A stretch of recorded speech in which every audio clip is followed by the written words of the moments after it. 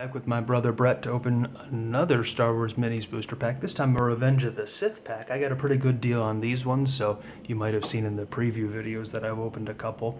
I got a Yoda in the first one and a Destroyer droid in the second one. So two pretty good pulls so far. If our luck holds with that, I'd be a little bit surprised, just because those are two of the better pulls I think that we could get. Even though neither of them was a very rare, they're still pretty good pulls. But we'll see what we get here, hopefully without making ourselves bleed.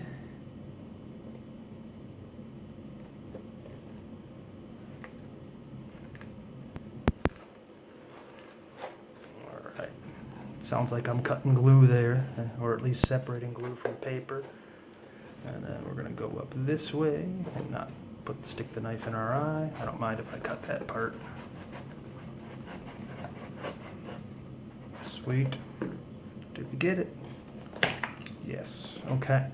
And as before, Brett is going to look at the minis first and give us the rare last.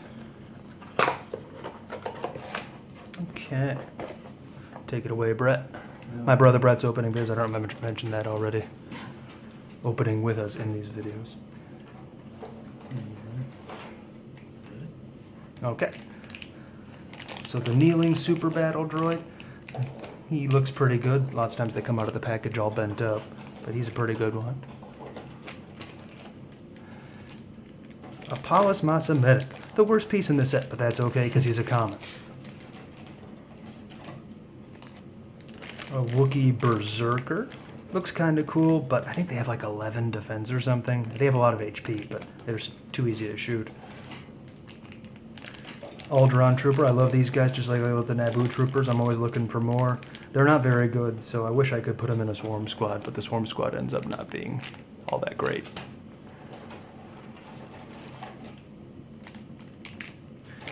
Oh man, nice. Two of my favorite non-uniques, actually my favorite two non-uniques from this set, the Moon Guard and they're uncommons too, so I don't know what the odds of getting them, but I love these guys for army building. So I'm very happy with the uncommons so far. We got an Utapau Soldier. And then we got one more piece. It's the rare. Okay, the rare.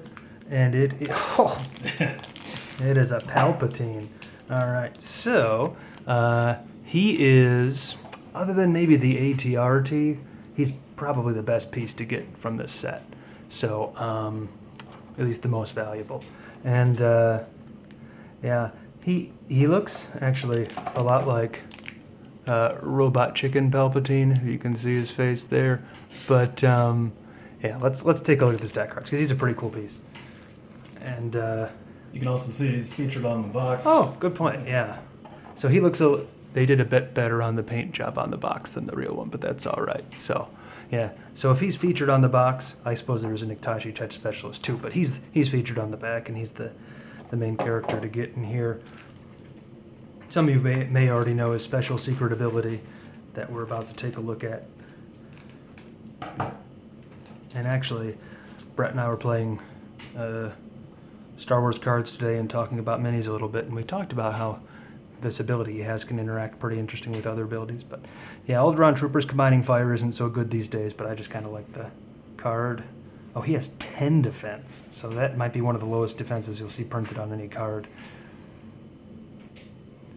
They have some 6 attack for 5 points, is not bad. There's Palpatine, we'll look at him at the end. He can heal, but I don't know, he's not that great. Super Battle Droid, nothing special, but yeah, here's the Emperor.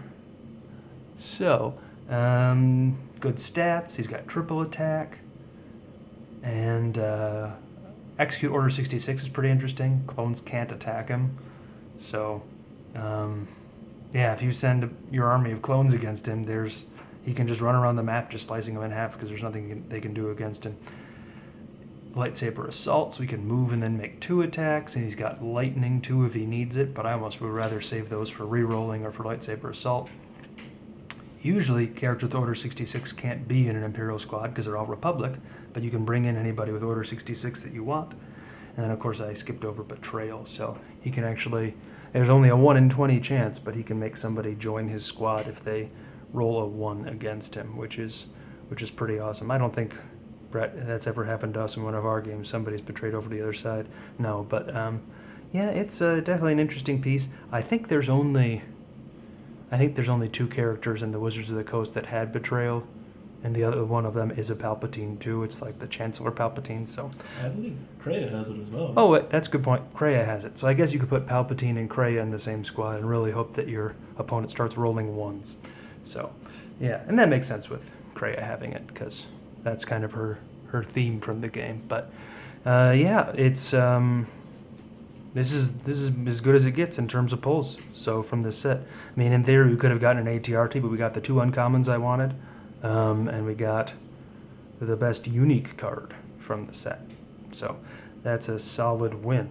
Hope you enjoyed this video, seeing the Emperor up close with me.